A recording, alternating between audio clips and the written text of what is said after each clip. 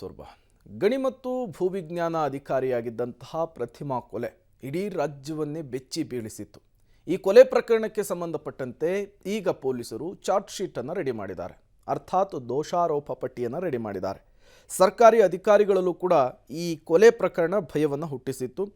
ಈ ಸಂಬಂಧ 2 ತಿಂಗಳಲ್ಲಿ ಪ್ರಕರಣದ ತನಿಖೆ ಮುಕ್ತಾಯಗೊಳಿಸಿರುವಂತಹ ತಲಘಟ್ಟಪುರ ಪೊಲೀಸರು ಆರೋಪಿ ಡ್ರೈವರ್ ಕಿರಣ್ ವಿರುದ್ಧ 500ಕ್ಕೂ ಹೆಚ್ಚು ಪುಟಗಳ ಚಾರ್ಜ್ ಶೀಟ್ ಅನ್ನು ಸಲ್ಲಿಸಲಿಕ್ಕೆ ಸಿದ್ಧತೆಯನ್ನು ನಡೆಸಿದ್ದಾರೆ. ಕಳೆದ ವರ್ಷ ನವೆಂಬರ್ 5ರಂದು ರಾತ್ರಿ ಬೆಂಗಳೂರಿನ ಸುಬ್ರಹ್ಮಣ್ಯಪುರದ ಪ್ರತಿಮಾ ಮನೆಯಲ್ಲಿ ಕೊಲೆಯಾಗಿತ್ತು. ಪ್ರತಿಮಾ ಅವರು ಮನೆಯಲ್ಲಿ ಒಬ್ಬರೇ ಇದ್ದರು. ಗಂಡ ಮತ್ತು ಮಗ ತೀರ್ಥಹಳ್ಳಿಯಲ್ಲಿದ್ದರು. ಅವರ ಕೊಲೆಯ ಸುತ್ತ ಹಲವು ಅನುಮಾನಗಳ ಹುತ್ತ ನಿರ್ಮಾಣವಾಗಿತ್ತು. ತದನಂತರ ಕೆಲಸದಿಂದ ತೆಗೆದ ಕಾರಣಕ್ಕೇನೆ ಕಾರ್ ಡ್ರೈವರ್ ಕಿರಣ್ ಕೊಲೆ ಮಾಡಿದ್ರು ಅನ್ನುವಂತಹ ವಿಚಾರ ಗೊತ್ತಾಗಿತ್ತು. ಟವರ್ ಲೊಕೇಶನ್ ಅನ್ನು ಆಧರಿಸಿ ಆರೋಪಿಯನ್ನು ಪೊಲೀಸರು ಬಂಧಿಸಿದರು.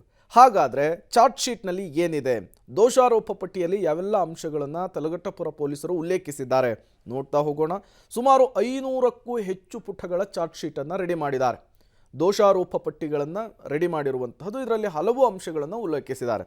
ಒಂದೊಂದಾಗಿ ನೋಡ್ತಾ ಹೋಗೋದಾದರೆ 60ಕ್ಕೂ ಹೆಚ್ಚು ಸಾಕ್ಷಿಗಳ ಹೇಳಿಕೆಗಳ 10 ಮುಂದಿನ ಹೈ ವಿಟ್ನೆಸ್ ಸಾಕ್ಷಿಗಳನ್ನು ಕೂಡ ಇಲ್ಲಿ ಉಲ್ಲೇಖ ಮಾಡಿರುವಂತಹದ್ದು.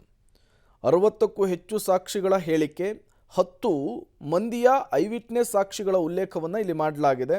ಅದರ ಜೊತೆಗೆ ಕೆಲಸದಿಂದ ತೆಗೆದಿದ್ದಕ್ಕೆ ಆರೋಪಿ ಕಿರಣ್ ಏನಿದ್ದಾನೆ ಕೊಲೆ ಮಾಡಿರೋದು ಬೆಳಕಿಗೆ ಬಂದಿದೆ.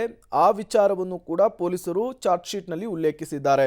ಕೊಲೆ ಆದ ಬಳಿಕ 5 ಲಕ್ಷ ಹಣದ ಜೊತೆಗೆ ಚಿನ್ನಾಭರಣವನ್ನು ಕೂಡ ಕಿರಣ್ ಎಗರಿಸಿಕೊಂಡು ಹೋಗಿದ್ದ. ಆ ವಿಚಾರಕ್ಕೆ ಸಂಬಂಧಪಟ್ಟಂತೆಯೂ ಕೂಡ ಮಾಹಿತಿಯನ್ನು ಇಲ್ಲಿ ಉಲ್ಲೇಖಿಸಿರುವಂತಹದ್ದು. ಎಟ್ ದ ಸೇಮ್ ಟೈಮ್ ಕದ್ದ ಹಣ ಸ್ನೇಹಿತ ಶಿವುಗೆ ಕೊಟ್ಟು ಮಲೆಮಹದೇಶ್ವರ ದೇಗುಲಕ್ಕೆ ಭೇಟಿ ಕೊಟ್ಟು ದೇವರ ಹುಂಡಿಗೂ ಕೂಡ ಈತ ಕಾಣಿಕೆ ಹಾಕಿದ್ದ. ಈ ವಿಚಾರವನ್ನು ಕೂಡ ಇಲ್ಲಿ ಉಲ್ಲೇಖಿಸಲಾಗಿದೆ. 2 ಸಿಬ್ಬಂದಿ ಸೇರಿ ಆರೋಪಿ ಕಿರಣ್ನ ಸ್ನೇಹಿತರನ್ನೇ ಐ ವಿಟ್ನೆಸ್ ಮಾಡಿದ್ದಾರೆ ಪೊಲೀಸರು. ಅವರ ಹೇಳಿಕೆಯನ್ನು ಕೂಡ ಚಾರ್ಜ್ ಶೀಟ್ನಲ್ಲಿ ಉಲ್ಲೇಖಿಸಿದ್ದಾರೆ.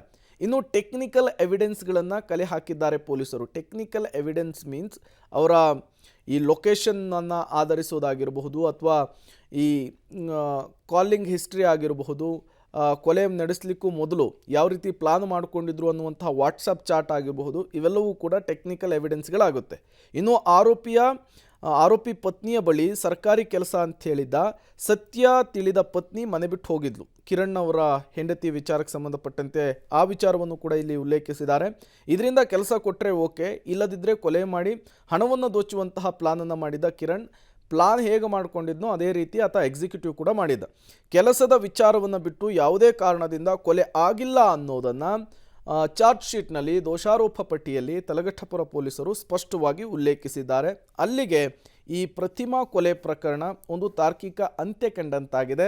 ಚಾರ್ಜ್ ಶೀಟ್ನಲ್ಲಿ ಕಾರಣ ಮತ್ತು ಯಾವ ವಿಚಾರಕ್ಕೆ ಕೊಲೆ ಆಗಿದ್ದಾರೆ ಅನ್ನುವಂತಹ ವಿಚಾರವನ್ನು ಪೊಲೀಸರು ತನಿಖೆಗಳ ಮೂಲಕ ಸಾಕ್ಷಿ ಸಮೇತ ಒಂದಿಷ್ಟು ಅಂಶಗಳನ್ನು ಉಲ್ಲೇಖಿಸಿ ಚಾರ್ಜ್ ಶೀಟನ್ನು ರೆಡಿ ಮಾಡಿದ್ದಾರೆ. 500ಕ್ಕೂ ಹೆಚ್ಚು ಪುಟಗಳ ಚಾರ್ಜ್ ಶೀಟ್ ಇದು.